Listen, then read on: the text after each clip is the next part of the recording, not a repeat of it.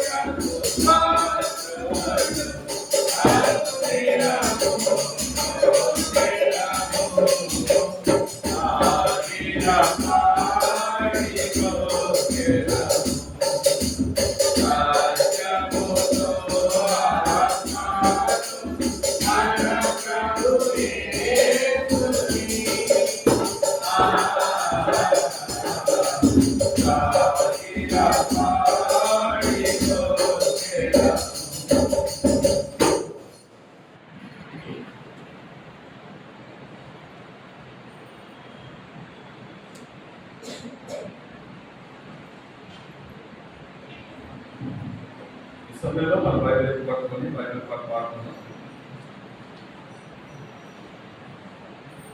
పఠింప శ్రేష్ఠ గ్రంథము బైబిల్, పఠింప శ్రేష్ఠ గ్రంథము బైబిల్,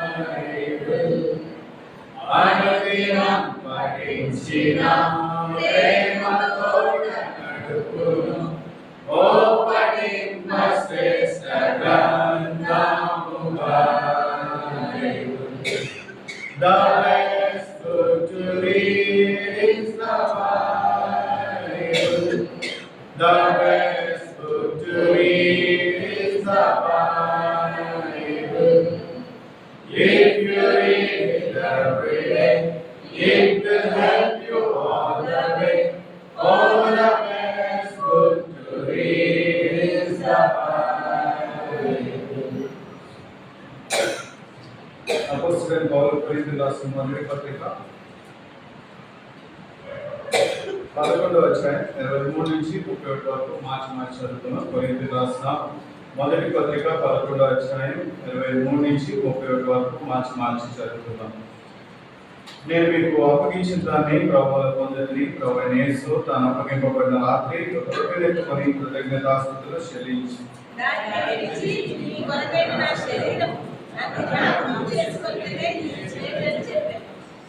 ఆ ప్రకారమే భోజనం పిమ్మట ఆయన పాత్రను ఎత్తుకొని ఈ పాత్ర నా రక్తంలో కొత్త నిబంధన, మీరు దీనిలో త్రాగినప్పుడల్లా నన్ను జ్ఞాపకం చేసుకుంటే దీన్ని చేయడని చెప్పాను.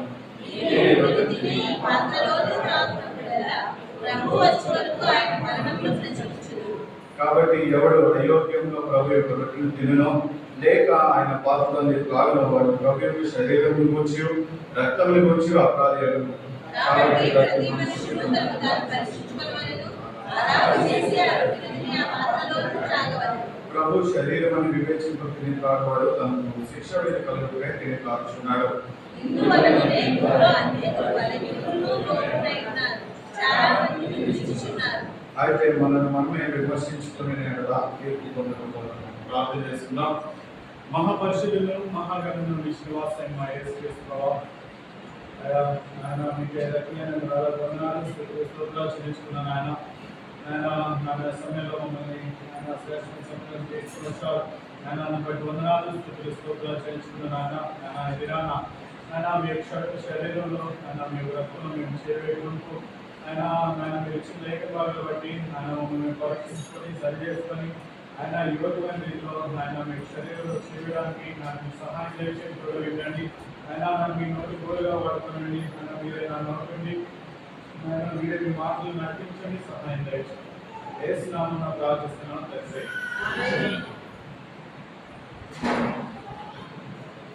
28వ వచనాన్ని మనం చూసుకున్నట్లయితే, కాబట్టి ప్రతి మనుషుడు తను పరీక్షించుకోవాలను, అలాగ చేసి ఆ రొట్టెను తిని ఆ పాత్రలోనే త్రాగవలెను.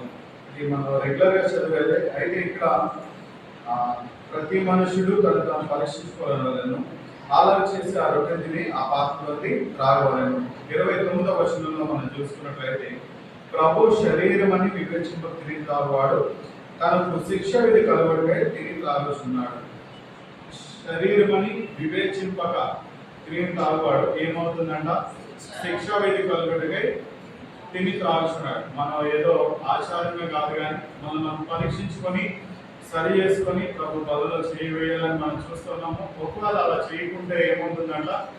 శిక్ష వస్తుందని మనం చూస్తున్నాం. శిక్ష విధి కలుగుటకై తిని తాగుచున్నాడని మనం చూస్తున్నాం. అలాగే మొదటి సమూయేలు గ్రంథము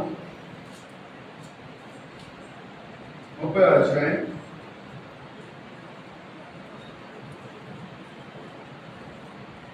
19వ వచనం మనం కలిసి చదువుకుందాం. కుమారులేమి కుమార్తెలేమి లోపల సొమ్మేమి వారు ఎత్తుకొని పోయిన దాని అంతటిలో కొద్దిలేమి గొప్పలేమి ఏది తప్పు కాకుండా దావీదు సమస్తమును రక్షించుకొనెను. అలాగే 14వ వచనం చదవండి.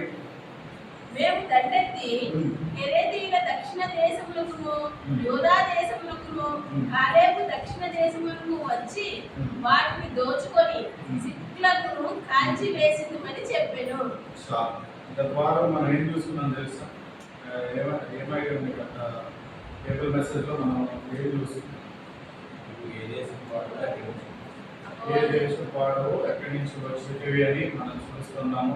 మన యజమానులు ఎవరు అనేది మనం పరీక్షించుకుంటూ ఉన్నాము. అయితే ఇక్కడ ఈ వచనంలో చూసుకున్నట్లయితే చేసిన తప్పులను ఒప్పుకొనుట, లేదంటే రిపెంట్ అవ్వడం అనుకోవచ్చు, లేదా మనం ఇందాక కొరింథీయులకు రాసిన పత్రికలో చూసినట్టుగా సరి చేసుకోవడం అవ్వచ్చు. ఇక్కడ మనం చూస్తున్నాం కదా 14వ వచనంలో మనం చూసుకున్నట్లయితే, మేము దండెత్తి కెరేతీయుల దక్షిణ దేశమును యూదా దేశమును కాలేబు దక్షిణ దేశమును వచ్చి వాటిని దోచుకొని సిక్లకును కాల్చివేసేదని చెప్పాను. ఇక్కడ ఈయన ఏం చేస్తున్నాడు అని చూసుకున్నట్లయితే, ఈ దేశాలన్నింటినీ దోచుకున్నాము, ఇంకేం చేస్తున్నాము, వాటిని కాల్ చేసాము, దాన్ని పాడు చేసామని చెప్పి ఈ ఐగుప్తీయుడు దావీదుతో చెప్తున్నట్టుగా మనం చూస్తున్నాం. అయితే ఇక్కడ చెప్పుకోవడం ద్వారా అంటే అవన్నీ దావీదుకి సంబంధించినవే, దావీదు వాళ్ళవే.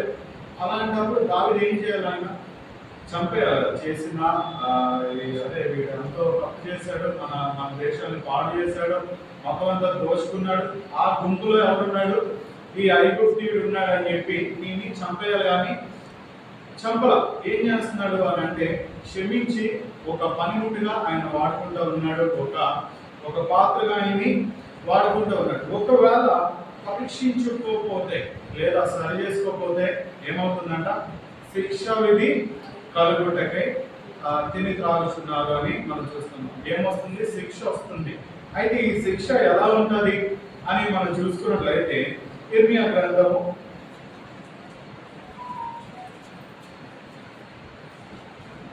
26వ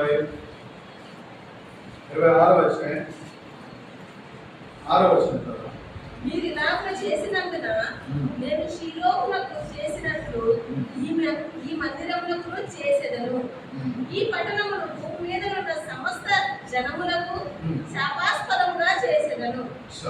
ఇక్కడ 6వ వచనంలో చూసుకున్నట్లయితే మీరు ఇలాగూ చేసినందున నేను షిలోహునకు చేసినట్లు ఈ మందిరములను చేసేదను. ఈ పట్టణమును భూమి మీద ఉన్న సమస్త జనులకు శాపాస్పదముగా చేసేదను. ఈ పట్టణం ఏమైపోతుందంట అంటే శాపాస్పదం అయిపోతా ఉందని మనం చూస్తున్నాం. మీరు ఇలా చేసినందున ఏంటి చేస్తే అని చూసుకున్నట్లయితే పాపం చేసి దేవుని మందిరానికి వెళ్తే లేదా పాపం చేసి దేవునికి అర్పణలు ఇస్తే పాపం చేస్తూ దేవుల్లో ఉన్నామని మనం యాక్ట్ చేస్తే అంటే మనం ఏం చేస్తున్నాం అంటే దేవుని మోసం చేస్తున్నాం అని అనుకుంటూ ఏం చేస్తాం, మనం మోసం చేసుకుంటాం. మనం ఎంతో స్మార్ట్ అనుకుని ఏం చేస్తాం అంటే మనకి లోకానుసారమైనవన్నీ చేసుకుంటూ ఏం చేస్తాం, దేవుల్లో కూడా ఉంటాం. అందుకని దేవుడు ఏమంటున్నాడు అని మనం చూసుకున్నట్లయితే ఇక్కడ ఈ యెహోయాకీము ద్వారా ఏం చేస్తున్నాడు, దేవుడు ఈ యూదా పట్టణస్థులతో మాట్లాడుతూ ఉన్నాడు. ఏమని మాట్లాడుతున్నాడు అని మనం చూసుకున్నట్లయితే 6వ వచనంలో మనం చూస్తున్నాం కదా, మీరు ఇలా చేసినందున నేను షిలోహునకు చేసినట్లు ఈ మందిరమును చేసేదను. ఏమంటున్నాడు, షిలోహులో నేను ఏదైతే చేశానో అది ఏం చేస్తాను, ఈ మందిరానికి కూడా చేస్తాను. షిలోహు అని అంటే బైబిల్లో ఉన్న మందిరాల్లో మొట్టమొదట కట్టబడిన మందిరం, మొట్టమొదటి మందిరంగా మనం చూడవచ్చు. అయితే ఈ మొట్టమొదటి మందిరంలో అసలు ఏం చేశాడు అనేది మనం చూసుకునే ముందుగా ఇంకో వచనాన్ని చూసుకుందాము. ఇర్మియా గ్రంథము 7వ అధ్యాయం 11వ వచనంలో మనం చూసుకున్నట్లయితే నాదని చాటబడిన ఈ మందిరము మీ దృష్టికి దొంగల గృహ అయినదా, ఆలోచించుడి, నేను ఈ సంగతి కనుగొనుచున్నాను. ఇదే యెహోవా వాక్కు. దేవుడే చెప్తున్న మాట ఏంటంటే నాదని చాటబడిన ఈ మందిరం ఏమైపోయింది, మీ దృష్టికి దొంగల గృహ అయిపోయింది. మీ దృష్టికి ఏమైపోయిందంట, దొంగల గృహ. అంటే దొంగతనం చేసి ఒక దగ్గర దాకుని పోయి అంటుంది, ఒక సేఫ్ ప్లేస్కి వెళ్ళిపోయాడు అని అంటే అదేమవుతుంది, దొంగ దొరకలేదు కాబట్టి ఇంకా ఎవడు ఏం చేయలేడు అని అనుకుంటారు. అదే ప్రకారంగా దేవుడు ఏమని అంటున్నాడు, నాదని చాటబడిన ఈ మందిరము మీ దృష్టికి దొంగల గృహ అయినదా. దొంగల గృహ అని అంటే లోకానుసారంగా మనం చేయవలసినవన్నీ చేస్తూ లేదా అనేక పాపాలు చేస్తూ దేవుడి మందిరానికి వచ్చేస్తే, లేదంటే దేవునికి ఆరాధించేస్తే, లేదంటే దేవునికి ప్రార్థన చేసేస్తే ఏమని అనుకుంటారు అందరూ, అరే ఎంత భక్తి, ఎంత మంచిగా ఉంటున్నాడు, ఎంత ప్రార్థన ఎంత చక్కగా ఉంటున్నాడు, లేదంటే ఆరాధన ఎంత చక్కగా చేస్తున్నారు అనుకుంటున్నాడు. కానీ ఏమవుతుందంటే ఇది మొత్తం అంతా దొంగల గృహ అయిపోతుందని మనం చూస్తూ ఉన్నాము. ఇది ఏంటంటే ఇదే ఆలోచించుడి, నేను ఈ సంగతి కనుగొలుచున్నాను. దేవుడే ఏం చేస్తాడంట, ఈ సంగతిని కనుగొలుచున్నాడు. బయట ఏం చేస్తున్నావో తెలుసు, ఎక్కడ బిహేవ్ చేస్తున్నావో తెలుసు, ప్రతిదీ ఎవరికి తెలుసు, దేవునికి తెలుసు. ఈ సంగతిని నేను కనుగొలుచున్నాను, ఇదే యెహోవా వాక్కు. దేవుడే చెప్తున్న మాట. ఇప్పుడు 12వ వచనం చదవండి. పూర్వమున నేను నా నామము నిలిపిన షిలోహునందున్న నా స్థలమునకు పోయి విచారణ చేయుడి. ఇశ్రాయేలీయులైన నా జనుల దుష్టత్వమును బట్టి నేను దానికి చేసిన కార్యము చూడుడి. ఇదే యెహోవా వాక్కు. పూర్వమున నేను నా నామము నిలిపిన షిలోహునందు నా స్థలమునకు పోయి విచారణ చేయుడి. ఏం చేయమంటాడు, పూర్వమందు నా నామం నిలపబడిన అంటే నేను ఎక్కడైతే ఉన్నానో, ఏ మందిరంలో అయితే ఉన్నానో ఆ షిలోహు దగ్గరికి మీరే ఏం చేయమంటాడు, ఎంక్వైరీ చేయండి. ఎంక్వైరీ అంటే ప్రాపర్ ఎంక్వైరీ చేయండి. అసలు అక్కడ ఏం జరిగింది, ఎలా జరిగింది, ఏంటి పరిస్థితి అనేది ఏం చేయమంటున్నాడు, ఎంక్వైరీ చేయమంటున్నాడు. ఇంకా మనం చూసుకున్నట్లయితే ఇశ్రాయేలీయులైన నా జనుల దుష్టత్వమును బట్టి నేను దానికి చేసిన కార్యమును చూడుడి, ఇశ్రాయేలీయులైన నా జనులు అనేటువంటి ఇశ్రాయేలీయులు చేస్తున్న ఆ పాపాన్ని దుష్టత్వాన్ని బట్టి నేను వారికి ఏం చేశానో, నేను అక్కడ ఏం చేశాను, ఏం చేయమంటున్నాడు, మీరు అక్కడికి వెళ్ళి ఎంక్వైరీ చేయండి అని చెప్తున్నాడు. అదొకటే కాకుండా ఇది యెహోవాకని చెప్తా ఉన్నాడు. అయితే అక్కడ ఏం జరిగింది, శిలోహులో ఏం జరిగింది అని మనం చూసుకున్నట్లయితే మొదటి సమూయేలు గ్రంథం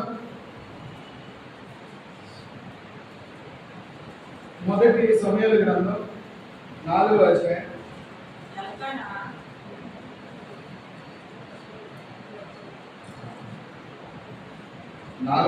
17వ వచనం. అందుకు అతడు ఇశ్రాయేలీయులు ఫిలిష్తీయుల ముందర నిలువలేక పారిపోయిరి. జనులు అనేకులు హతులైరి. హోఫ్నీ ఫీనెహాసు అను మీ ఇద్దరు కుమారులు మృతులైరి. మరియు దేవుని మందసము పట్టబడెను అని చెప్పెను. ఇక్కడ మనం చూసుకున్నట్లయితే 17వ వచనంలో మనం చూస్తాం కదా, అందుకు అతడు ఇశ్రాయేలీయులు ఫిలిష్తీయుల ముందర నిలవలేకపోయింది. ఫిలిష్తీయుల ముందర ఏమైపోయారు, ఇశ్రాయేలీయులు నిలవలేకపోయింది. ఇందాక మనం చూసుకున్నట్లయితే నా ప్రజలైన ఇశ్రాయేలీయులు అంటే ఆయన వారు దేవుని సంబంధులు, లేదంటే దేవుని రిలేటివ్స్, లేదంటే దేవుని రక్త సంబంధులు ఏమైపోయారు, ఫిలిష్తీయుల దగ్గర నిలవలేకపోయింది. ఇది ఎంతో అవమానకరమైన విషయం. అంటే మన దేవుడు మనకి సహాయం చేయకుండా వేరే వాళ్ళు గెలిచారు అని అంటే ఏమవుతుంది, అది ఎంతో అవమానకరమైన విషయం. ఇక్కడ అదే మనం చూస్తున్నాము. ఇశ్రాయేలీయులు ఫిలిష్తీయుల ముందర నిలవలేకపోయి జనులలో అనేకులు హతులైరి. జనులు ఏమైపోయారు, ఇశ్రాయేలు ప్రజలు అనేకులు చనిపోయారు. ఇంకా చూసుకున్నట్లయితే హోఫ్నీ ఫీనెహాసు అని నీ ఇద్దరు కుమారులు మృతులైరి. మరియు దేవుని మందసము పట్టబడనని చెప్పాను. ఇక్కడ ఈ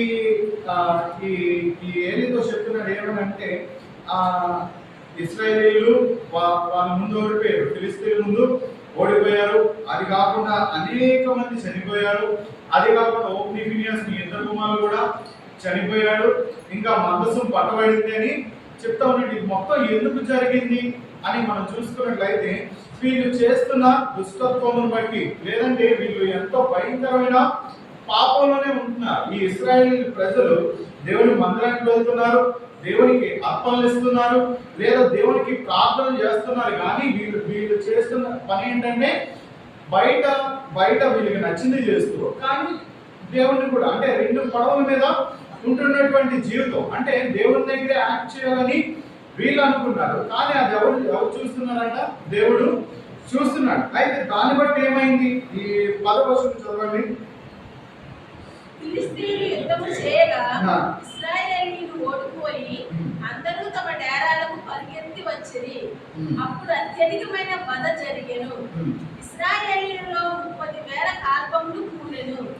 ఇక్కడ చూసుకున్నట్లయితే ఫిలిష్తీయులు యుద్ధం చేయగా ఇశ్రాయేలీయులు ఓడిపోయి అందరూ తమ డేరాలకు పరిగెత్తిరి. అంటే ఈ ఫిలిష్తీయుల దగ్గర ఈ యుద్ధం జరిగినప్పుడు ఏమైపోయిందంటే ఓడిపోయి ఏం చేస్తున్నారు వీళ్ళు, ఇంకా యుద్ధం చేయలేదు, మేము బతికితే చాలు అని చెప్పి ఏం చేస్తారు వీళ్ళు, దేవుడి ప్రజలైనటువంటి వారు వీళ్ళు ఏమైపోతున్నారు, తమ డేరాలకు పారిపోతున్నట్టుగా మనం చూస్తున్నాము.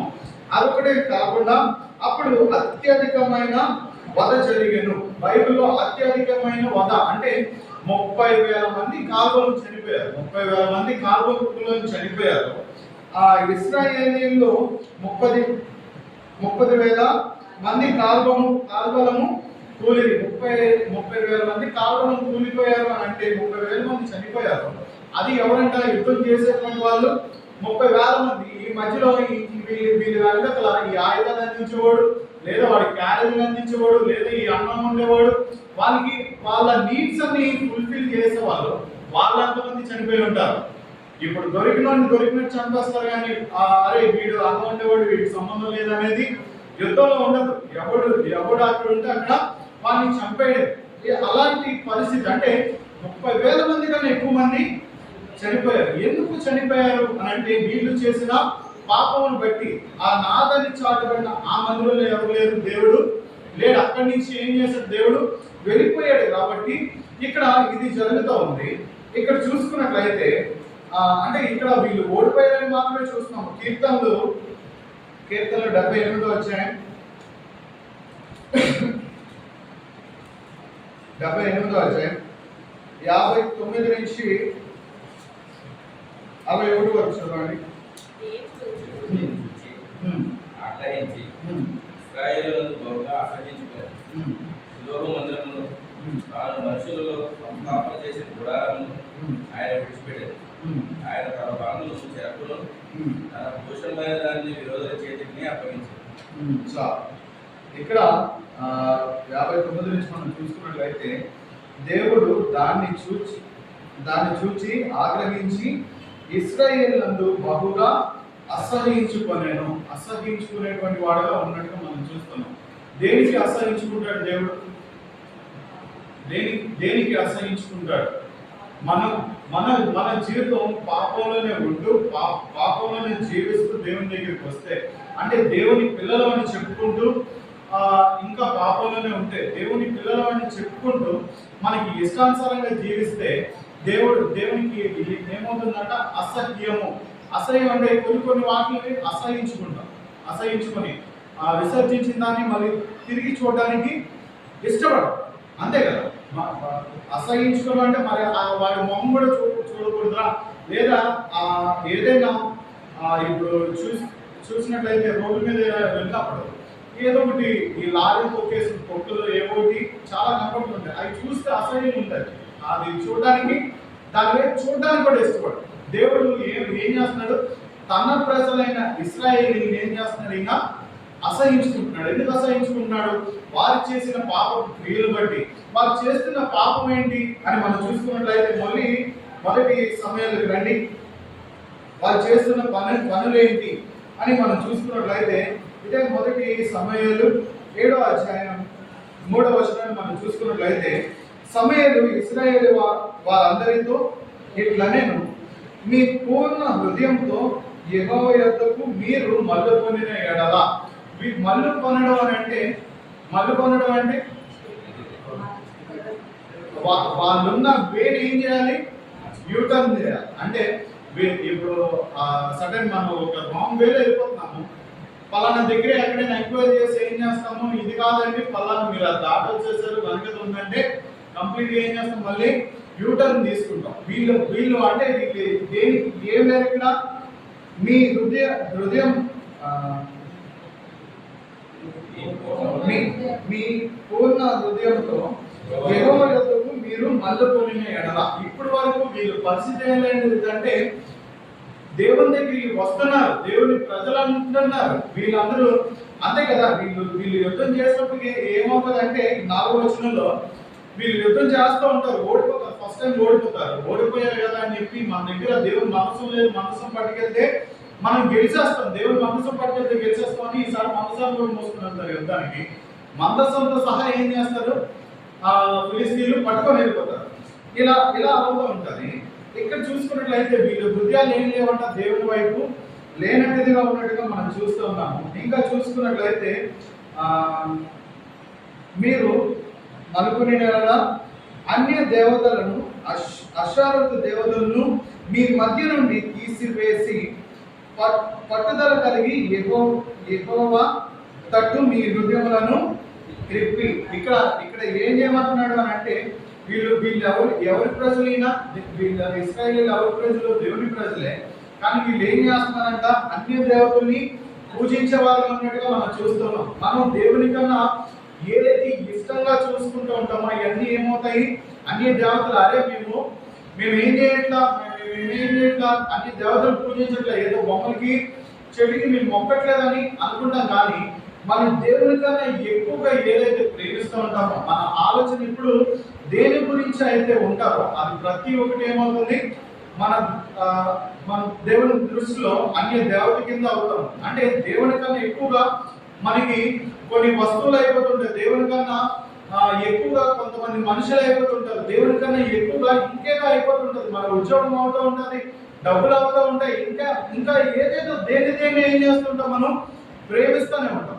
అలాంటి వాటిని విడిచిపెట్టి ఏం చేయాలి, దేవుని వైపు మనం ఎప్పుడైతే తిరుగుతూ ఉంటామో, మన పాపములన్నింటినీ ఎప్పుడైతే వదిలేస్తామో, అప్పుడు ఏం చేస్తాడు, దేవుడు విజయాన్ని ఇస్తాడని ఇక్కడ సమయం చెప్తా ఉంటాడు. అప్పుడు ఆయన ఫిలిస్తీన్ల చేతిలో నుండి మిమ్మల్ని విడిపించును. అప్పుడు ఆయన ఏం చేస్తాడంటే ఫిలిస్తీన్ల చేతిలో నుంచి మిమ్మల్ని విడిపిస్తాను అని చెప్పేసి అంటున్నాడు. అంటే వీళ్ళు ఫిలిస్తీన్ చేతిలో లేరు, కానీ ఇక్కడ పరిస్థితి ఏంటంటే ఫిలిస్తీన్ దగ్గర ఇశ్రాయేలీలు ఎట్టి విధంగా కూడా నిలబడలేనటువంటి పరిస్థితి. ఫిలిస్తీన్ దగ్గర వాళ్ళని చూస్తే భయం, వాళ్ళు ఏం చేస్తారో ఉన్నవన్నీ తీసుకెళ్ళిపోయారు, ఇంకేముంది మా దగ్గర చేయడానికి, ఈసారి వస్తే ఏం చేస్తారు, మళ్ళీ వీళ్ళని బానిసలుగా తీసుకుని వెళ్తారు, లేదా ఎన్నో హింసలు పెడతారు, వీళ్ళకి నచ్చింది చేసుకుని వెళ్ళిపోతారు. అంటే అలాంటి పరిస్థితి నుంచి ఏం చేస్తారంట, దేవుడు విడిపిస్తూ ఉంటాడు. ఒకవేళ మనం పాపం విడవకుండా ఉంటే, మన జీవితాల్లో ఇంకా అన్ని దేవతలు ఉంటే, ఇంకా ఇలాంటి పరిస్థితులు ఉంటే ఏం చేస్తాడు దేవుడు,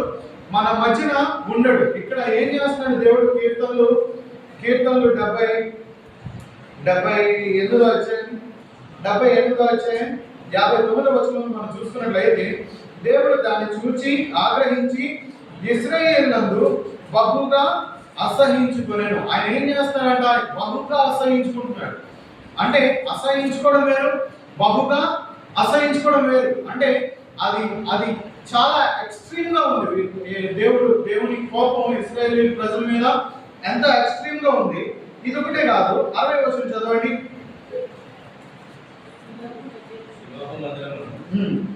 ఆరు మనుషులలో సంస్థాపన చేసిన గుడారమును ఆయన విడిచిపెట్టారు.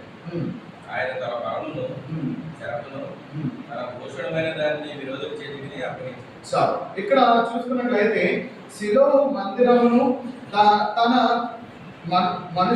మనుష్యులలో సంస్థాపన చేసిన గుడారమును ఆయన విడిచిపెట్టాను. ఆ శిలో మందిరం ఏమైతే ఉందో, వీళ్ళు చేసిన పాపాన్ని బట్టి ఏం చేస్తున్నాడు, ఆ మందిరాన్ని విడిచిపెట్టి వెళ్ళిపోయేటువంటి వారు ఉంటున్నట్టుగా మనం చూస్తూ ఉన్నాం. మన హృదయము దేవునికి ఆలయమై ఉన్నది. మన హృదయం ఏమైందంటే దేవుడు ఉండే స్థలం, అదే స్థలం పాడైపోతే దేవుడు ఎందుకు ఉంటాడు, అంతే కదా. ఇక్కడ ఈ శిలోహ మందిరం పరిస్థితి ఎలా ఉందంటే, ఆ ఏలి తన ఇద్దరు కుమారుల్ని హెచ్చరించట్లా, మందిరానికి వచ్చే వాళ్ళని హెచ్చరించట్లా, ఖండించట్లా. వీళ్ళు ఏం చేస్తారు, వీళ్ళకి నచ్చింది చేసుకుని వెళ్ళిపోతున్నారు, వీళ్ళకి నచ్చింది పాపం చేస్తూ ఉన్నారు. వచ్చిన దశంభాగాన్ని ఈ ఇద్దరు కుమారులు తింటా ఉన్నారు. మందిరానికి వచ్చే స్త్రీలతో ఏం చేస్తూ ఉన్నారు, మందిరంలోనే పాపం చేస్తూ ఉన్నారు. అంటే ఎంత దారుణంగా ఆ మందిరం పాడైపోయిందంటే, వీళ్ళు దేవుని మందిరానికి వస్తూ ఏమైపోతుందంటే అది దొంగల గృహ అయిపోతుంది. దొంగల గృహ అయిపోతున్నట్టుగా మనం చూస్తున్నాం. అందుకని ఏం చేయాలి, అక్కడ పాడైపోయిన దాంట్లో ఏ దేవునికి ఉండాలనిపించట్లేదు. అందుకని ఏం చేశాడంట, ఆయన వెళ్ళిపోయినట్టుగా మనం చూస్తూ ఉన్నాము. 61వ వచనంలో మనం చూసుకున్నట్లయితే, ఆయన తన బలమును చెరకును తన భూషణమైన దానిని విరోధుల చేతికి అప్పగించను. ఏం చేస్తున్నారంట, తన బలాన్ని, ఈ చెరకును, ఇంకా తనకి భూషణమైనటువంటి దాన్ని ఏం చేస్తున్నారంటే విరోధుల చేతికి అప్పగిస్తూ ఉన్నాడు. భూషణమైనది ఏంటి, అక్కడ మందసాన్ని ఏం చేస్తున్నాడు, వాళ్ళు తీసుకెళ్ళిపోలా, ఫిలిస్తీన్లు తీసుకెళ్ళిపోలా. ఏం చేస్తాడు, దేవుడే అప్పగించాడని మనం ఇక్కడ చూస్తున్నాం. అంటే ఒకవేళ మనం పాపంలో ఉంటే అక్కడ చూసుకున్నట్లయితే ఇశ్రాయేలీల మధ్యన ఉన్న శ్రేష్టమైనది ఏంటి, మందసం, దేవుడి మందసం వారి మధ్యన ఉంది. ఆ శ్రేష్టమైనది ఏం చేశాడంటే దేవుడు తీసుకెళ్ళి విరోధుల చేతికి అప్పగించాడని చెప్పేసి అంటాడు. అంటే వాళ్ళు ఎత్తుకెళ్ళిపోలేదు, కానీ ఆ అవకాశాన్ని ఎవరిచ్చారు, దేవుడే ఇచ్చాడు. వాళ్ళు ఎత్తుకెళ్ళిపోవడానికి సహాయం దేవుడే చేసినట్టు కదా.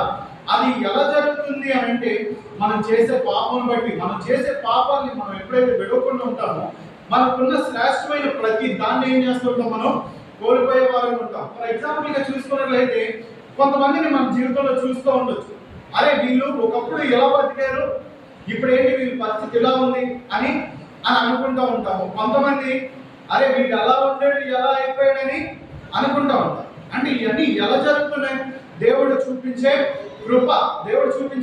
ఎందుకు అని అంటే, ఒకడికి 5 తలాంతులు, ఒకడికి 2 తలాంతులు, ఒకడికి ఒకే 1 తలాంతు ఇచ్చాడు. దాన్ని ఇంప్రూవ్ చేసుకోవాల్సింది దేవుడు వచ్చి మళ్ళీ తిరిగి వాళ్ళు ఏం చేయడు, ఇంప్రూవ్ చేయడు. ఉన్న దాన్ని బట్టి ఏమవ్వాలి, వీళ్ళే దేవుల్లో డెవలప్ అవుతుండాలి, ఉన్న దాన్ని వీళ్ళే డెవలప్ చేసుకుంటూ ఉండాలి. కానీ అక్కడ ఈ ఈ ఈ 5 తలాంతులు ఇచ్చిన వాడు ఏం చేస్తాడు, దాన్ని 10 చేస్తాడు, 2 ఇచ్చిన వాడు 4 చేస్తాడు, ఇవన్నీ. కానీ ఈ 1 ఇచ్చిన వాడు ఏమంటాడు, తిరిగి దేవుని దగ్గరికి వచ్చి నువ్వు దీని మీదే లెక్క నువ్వు వసూలు చేస్తాము, అందుకని చెప్పి నాకు ఎందుకు వచ్చిన బాధ అని చెప్పి నేను ఇది భూమిలో దాచిపెట్టానని చెప్తే, ఉన్న తలాంతుని తీసుకెళ్ళి ఏం చేశాడు, ఈ ఉన్న 1 తలాంతుని తీసుకెళ్ళి ఎక్కువగా ఉన్న తలాంతుల వాడికి ఇచ్చేసినట్టుగా మనం చూస్తున్నాం. అదే ప్రకారంగా మనం పాప జీవితంలో జీవిస్తూ మనం దేవుడిని మోసం చేస్తూ ఉంటే దేవుడు ఏం చేస్తాడు, మన దగ్గర ఏదైతే శ్రేష్టమైనది ఉందో దాన్ని ఏం చేస్తాడు, దేవుడు మన శత్రువుల చేతికి అప్పగిస్తాడు. మనం అనేకమైనటువంటివి కోల్పోయే వాళ్ళు ఉంటాం, అనేకమైనటువంటి వాటిని మనం ఏమైపోతూ ఉంటాము, లాస్ అయిపోయే వాళ్ళు ఉంటాం. అందుకనే కొరింథీయులకు రాసిన మొదటి పత్రిక 11వ అధ్యాయం 29లో మనం చూస్తున్నాం కదా, ప్రభు శరీరమని వివేచింపక తిని తాగువాడు తనకు శిక్ష విధి కలుగుడికై తిని త్రాగుచున్నాడు. వారికి ఏముందంటే అంటే శిక్ష ఉందని మనం చూస్తున్నాం. కాబట్టి ప్రభు బలలో చేరవలసిందిగా మనం ఎంతో జాగ్రత్తగా మనం పరీక్షించుకోవాలి. ఇక్కడ వీడు ఈ ఐగుప్తీయుడు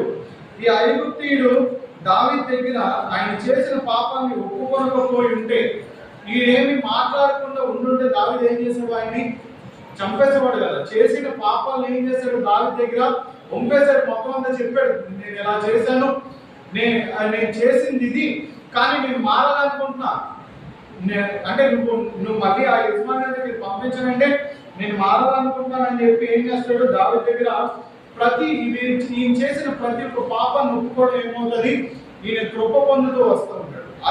అదే విధంగా మన జీవితంలో కూడా మనం చేసే ప్రతి పాపాన్ని ఎప్పుడైతే దేవుని దగ్గర ఒప్పుకుంటామో, దేవుడు ఎంతో ప్రేమగా వాడు ఖచ్చితంగా మనం ఏం చేస్తాడు, క్షమిస్తూ ఉంటాడు. దగ్గర ఉంటుంది కదా, నేను ప్రార్థిస్తాను కానీ నాకు అపనమ్మకం వస్తుంది, అపనమ్మకం కూడా రాకుండా ఏం చేయమంటాడు, సహాయం చేయమంటూ ఉంటాడు. కాబట్టి మనకి అది కష్టమే. ఒకవేళ మనం పాపల నుంచి బయటికి రావాలన్నా కష్టంగానే ఉంటుంది. కానీ దానికి కూడా సహాయం ఎవరి దగ్గర నుంచి తీసుకోవాలి, దేవుని దగ్గర నుంచి మనం ఎప్పుడైతే తీసుకుంటూ ఉంటామో, దేవుడు మన జీవితంలో అనేక కార్యాలు చేసేవాడుగా ఉంటాడు. మన జీవితంలో ఎంతో ఎంతో శ్రేష్టమైనగా ఇక్కడ చూసుకున్నట్లయితే ఇక్కడ కోల్పోయిన మందిరం మళ్ళీ సొలొమోను కట్టిన దాకా ఉండదు. అంటే అంత భయంకరమైన లాస్లోకి ఎవరు వెళ్ళిపోతున్నారు, ఈ ఇశ్రాయేలు ప్రజలు వెళ్ళిపోయినట్టుగా మనం చూస్తున్నాం. కాబట్టి దినాన ప్రభు బలలో చేసే ముందుగా మనం పరీక్షించుకుందాం, మనం సరి చేసుకుందాం. ఏంటంటే ఒక దగ్గర ఒకసారి కొరింథీయులకు రాసిన 2వ పత్రిక 6వ అధ్యాయం 2వ వచనం చదవండి. అనుకూల సమయమందు ఈ మొరను ఆలకించి రక్షణ దినమందు నిన్ను ఆదుకోండి అని ఆయన చెప్తున్నాడు కదా. ఇదిగో ఇప్పుడే మిక్కిలి అనుకూల సమయం, ఇదిగో ఇదే రక్షణ దినం. ఇదిగో ఇప్పుడే మిక్కిలి అనుకూల సమయము, ఇదిగో ఇదే రక్షణ దినము. మనం రేపు రిపెండ్ అవుదాము, లేదా ఎల్లుండి రిపెండ్ అవుదాము, లేదంటే వచ్చే సంవత్సరంలో మనం దేవునికి ఒక కమిట్మెంట్ తీసుకుందాం అంటే అది అవ్వదు. ఇక్కడ చూసుకున్నట్లయితే ఇదిగో ఇప్పుడే మిక్కిలి అనుకూల సమయమును, ఇంకా చూసుకున్నట్లయితే ఇదిగో ఇదే రక్షణ దినం. మనకి దేవుడు ఎప్పుడైతే మాట్లాడతాడో అదే ఏమవుతుంది, మిక్కిలి అనుకూల సమయం. అనుకూల సమయం అని అంటే ఆ సమయాన్ని, ఫర్ ఎగ్జాంపుల్ అక్కడ దావీదు ఐగుప్తీయుడి ప్రజల గురించి ఐగుప్తీయుడి గురించి మనం చూసుకున్నట్లయితే అక్కడ ఈ ఐగుప్తీయుడు డైరెక్ట్గా వెళ్ళి దావీదుని కలవడం అనేది జరగదు. అది ఏంటి, అనుకూల సమయం అనేది వస్తుంటుంది. కొంతమంది ఏదైనా మాట్లాడేటప్పుడు ఇది ప్రాపర్ టైం కాదు, అనుకూల సమయం అందు మాట్లాడదు. అనుకూల సమయం అంటే ప్రాపర్ టైం వస్తుంది. దేవుడు ఎప్పుడైతే మనతో మాట్లాడతాడో, లేదా ఎప్పుడైతే మనకి అవకాశం వస్తుందో, అవకాశం వచ్చిన ప్రతిసారి ఏమవ్వాలి, మనం దేవుని దగ్గర రిపెంట్ అవ్వాలి. అదే కాకుండా కొంతమంది వచ్చిన అవకాశాన్ని వదిలేసుకుని నెక్స్ట్ టైం చూసుకుందాం అనుకుంటారు, అంతే కదా. నెక్స్ట్ టైం చూసుకుందాం అంటే ఆ అవకాశం ఏ రాదు, మళ్ళీ రాదు, అంతే కదా. ఇప్పుడు ఫర్ ఎగ్జాంపుల్ ఇప్పుడు ఈ నోటిఫికేషన్లు అవి పడతా ఉంటాయి. నోటిఫికేషన్ పడినప్పుడు ఈ ఇయర్ కాకపోతే నెక్స్ట్ ఇయర్ అని అనుకొని దానికి ఎవరైనా అప్లై చేయకుండా ఉంటుంటే నెక్స్ట్ ఇయర్ కాస్త ఏమవుతుంది, వాళ్ళ ఇష్టం కదా, వాళ్ళు పోస్ట్పోన్ చేస్తూనే ఉంటారు. నెక్స్ట్ ఇయర్ కాస్త ఆ నెక్స్ట్ ఇయర్ అవుతుంది, అలాగే 5 సంవత్సరాలు 7 సంవత్సరాలు ఇంకా ఎక్కువ అయిపోతూ ఉంటారు. అంటే ఆ అవకాశం మళ్ళీ దొరకదు. ఇదే మిక్కిలి అనుకూల సమయం కాబట్టి దేవునికి ఎప్పటికప్పుడు రిపెంట్ అవుతూ ఉంటారు. ఇక్కడ చూసుకున్నట్లయితే మనకి ఇప్పుడు ప్రెసెంట్ డేస్ లో అంటే ఇప్పుడు ఏమవుతుంది, ఓన్లీ ఆదివారం మాత్రమే మనం రిపెంట్ అవ్వడం. కానీ అప్పుల్లో ఎలా జరిగేదంట, వల్ల విరవడం ఇంటెంట వీళ్ళు ఏం చేస్తారంట, వాళ్ళు గ్యాదర్ అయిన ప్రతిసారి దేవుడి నామాన్ని ఎప్పుడైతే వీళ్ళు గ్యాదర్ అవుతుంటారో గ్యాదర్ అయిన ప్రతిసారి ఏం చేస్తారు, ప్రభు బల తీసుకోవడం. అందుకనే కొంతమంది దగ్గర ఏమవుతుంది అంటే సంవత్సరానికి ఒకసారి లేదంటే నెలకు ఒకసారి అవుతుంది. కానీ మనకి ఏంటంటే వారం ఎవ్రీ సండే ఏముంటుంది, టేబుల్ ఉంటుంది. దేనికి అని అంటే గ్యాదర్ అయిన ప్రతిసారి ఏం చేయాలి, మనం మళ్ళీ విడిచే వాళ్ళు ఉండాలి, మళ్ళీ మనం పరీక్షించుకునే వాళ్ళు ఉండాలి. మనం కూడా మన కుటుంబ ప్రార్థనలో కానీ ప్రతి విషయంలో నిన్నేమైనా పాపం చేసినా, ఈ రోజు ఏమైనా పాపం చేసినా సాయంకాలం కుటుంబ ప్రార్థనలో ఫస్ట్ మనం రిపెంట్ అయ్యి మనం ఏం చేయాలి, దేవునికి ప్రార్థన ఎప్పుడైతే చేస్తామో ప్రతిదీ ఏం చేస్తాడు, దేవుడు యాక్సెప్ట్ చేసేవాడు ఉంటాడు. కాబట్టి ఈ దినాన ప్రభు బలలో చేయవలసి ముందుగా మళ్ళీ మనం పరీక్షించుకుందాం, మళ్ళీ మనం సరి చేసుకుందాం. ఒకవేళ మనం సరి చేసుకోకుండా ప్రభు బలలో చేయవేస్తే ఖచ్చితంగా శిక్షకి అర్హులం అవుతాము. అదొకటే కాకుండా ఏం చేస్తున్నాడు అని అంటే మళ్ళీ మన శత్రువు దేవుడు మన దగ్గర నుంచి అంటే హృదయం అనే ఆలయం ఏదైతే ఉందో అక్కడి నుంచి దేవుడు బయటికి వెళ్ళిపోతారు. అక్కడి నుంచి ఏముండదు, దేవుని కృప అనేది మనకు ఉండదు. ప్రతి దాంట్లో నష్టపోతూనే ఉంటాము. మనం ఇది శ్రేష్టమైనదని మన జీవితంలో ఏదైతే ఉందో అదేమవుతుంది, అలాగే శత్రువుల చేతికి వెళ్ళిపోతూ ఉంటారు. కాబట్టి మనం ప్రభు బలలో చేయవలసి ముందుగా మనం పరీక్షించుకుందాం. ఎందుకు అని అంటే ఇదే మిక్కిలి అనుకూల సమయము, నేడే రక్షణ దినం. అనుకూల సమయం అందు మనకి అనుకూలమైన సమయము ఉంది కాబట్టి మనం ఏం చేయాలి, దినాన ప్రభు బలలో చేయవలసి ముందుగా మనం పరీక్షించుకొని సరి చేసుకొని ప్రభు యొక్క బలలో చేయగలుగుతాం. దేవుడి వాక్యం దీవించింది గాక.